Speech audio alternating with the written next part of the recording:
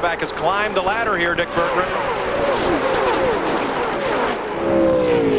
It's really surprising that Wally Dallenbach would be doing this well, because he just got a brand new crew chief, Terry Shirley, on Monday. Now, Terry, it's supposed to take teams 6 months or a year to get together. How have you managed to put this guy out front so fast? Well, I tell you, this whole First Union team really worked hard this week on this car. I tell you, she's a good shivving today. Wally's doing a heck of a job for us out there. We're going to keep him right up there all day. And the word that we have gotten on Jeff Burton is a possible broken shock absorber, Mike. Thanks, Dick. There's Burton. His last lap was 174 miles an hour, and it's left him all by himself. Terry Shirley, formerly with Dave Marcus, the new crew chief for Dallenbach.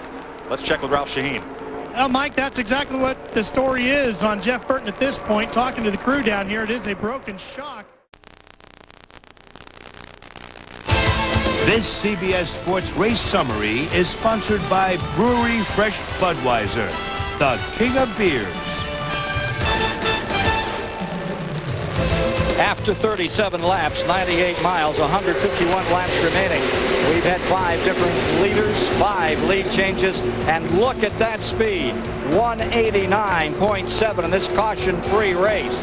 Everybody's out there still trucking. It's a dandy at Talladega. And let's get back with Mike, Ned, and Buddy. Thanks, Ken. Jeff Gordon is running by himself on the racetrack behind that 5-car breakaway. Now Gordon tucks up to them.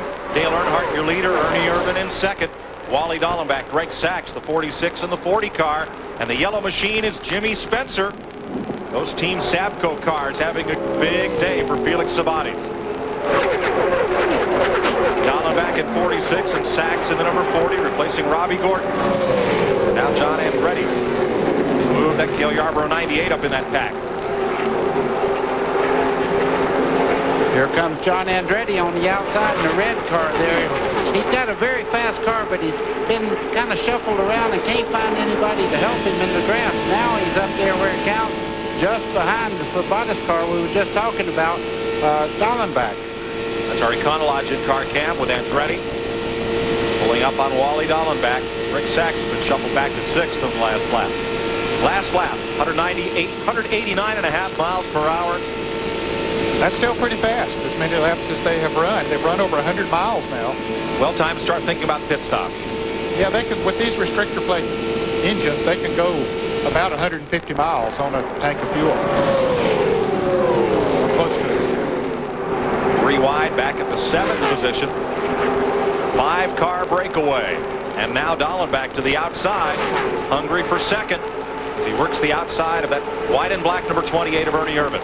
Well, Ernie's kind of hung out to dry right now. No one to help him, but he has a very fast car. What he wants to do is get over towards the draft of these cars that are going by. He come to the inside.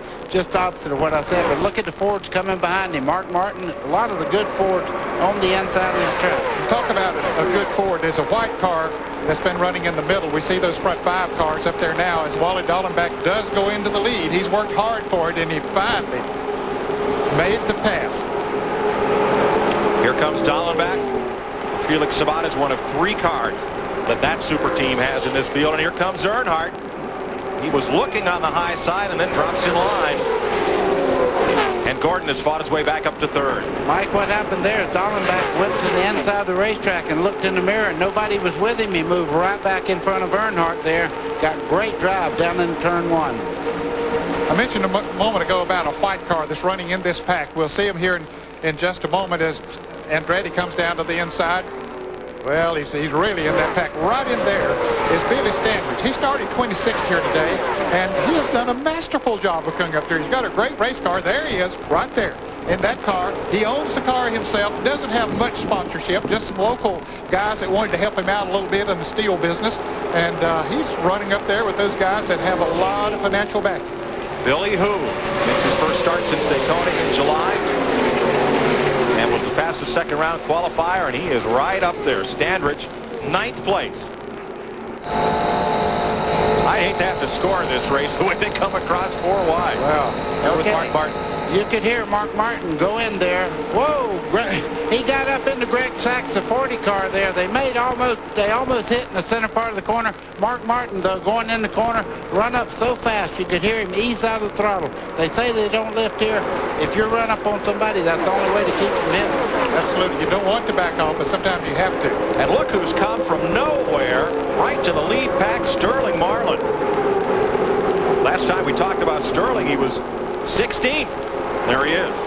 Mike, I'm going to tell you, this is just a great performance by this guy. No matter where he runs with the restrictor plate, he's always a force to deal with. A great car, but he does a lot on his own. He's a great driver on this racetrack. Well, plus the fact that Shelton Runt Pittman, as everybody knows him by, is a great engine builder, has a good program as far as the restrictor plates are concerned. There they are, 3 wide for third place. Well, Sterling Marlin's team had it figured out, the restrictor plate engines first. Bill Stevens, what's that problem developing? Yeah, it's toward the back of the pack, Mike. Right now, there appears to be some oil slightly leaking out of the 43 car of Bobby Hamilton. Dave Marcus has told his crew, when I come in for a pit stop, I'm going to have to get my windshield clean. Same with David Green. He's having a problem seeing. Now, those guys are at the end of the pack. We just received a report that Steve Grissom, up toward the middle of the pack, also is having a problem with oil on his windshield. Here's Darrell Waltrip right here, about to go a lap down. He lost the draft about 15 or 20 laps ago, and boy, just a sitting duck out there, buddy. Let me tell you what happened to watch Darrell when all of them get to passing him there. The air gets built up again off all these cars. 200-mile-an-hour draft following every one of these cars. He'll look like he hit overdrive. He'll pick up. You see him getting out of the way. He knows he's a lap down, but he will fall back in and run the rest of the race with this bunch. CBS Sports coverage of the Sears DieHard 500 will continue after this message and a word from your local station. CBS Sports coverage of the Sears DieHard 500 is sponsored by Goodyear, #1 in tires. AT&T, it's all within your reach. And by the more than 1,750 AutoZone stores across America. AutoZone, the best parts in auto parts. 48 laps complete at the world's fastest speedway. Dale Earnhardt back to the front. Sterling Marlin and Wally Dallenbach duking it out for second. Marlin with the advantage now as Dallenbach in that high lane gets slid back a little bit, and they fan out once again. Tried to go 3 deep into turn 3. Jimmy Spencer was down on the inside. He's in the yellow and purple number 23. This one right down here. Yeah, just on the inside there, the first car on the inside. Our pole setter in Daytona 500 this year, Skinner, is really running very well. He's moved up through the pack also. Started 16th, running up to 3rd. Now kicked back to 5th. Dale Earnhardt led the most laps here in May of 1976. Or in May of this year, 76 laps. Excuse me. Buddy led the most laps here in 1976. Imagine. Yeah. Okay, here we have it. Earnhardt, he's out there. Watch him come back over, trying to keep that draft off the car going by him there. That's why he moved down, so he would get the pull off the inside car there. And the yellow car is Sterling Marlin down on the inside, car number 4. First car to drop off the banking for pit stops, Jeremy Mayfield here at lap 49. That's a little early, we think. A little earlier than we thought they would come in. So for more on pit strategy, Dick Bergman, when will they be in? Well, Mike, anytime after lap 50, we could expect to see some of the cars. The better cars are talking on the radios about coming in lap 55, 57, somewhere around there. Crews on pit road doing stretching exercises, talking to each other. The most important thing they can do right now is not run so far they run out of fuel. These restrictor plate engines will actually melt pistons if they run them out of fuel while running wide open. And they don't know exactly how far they can go so far because they haven't done runs as long as this on race day conditions. So Sterling Marlin, Dick, is waving his arm back and forth. Is he looking for help or is he coming in? Bobby Hamilton's in.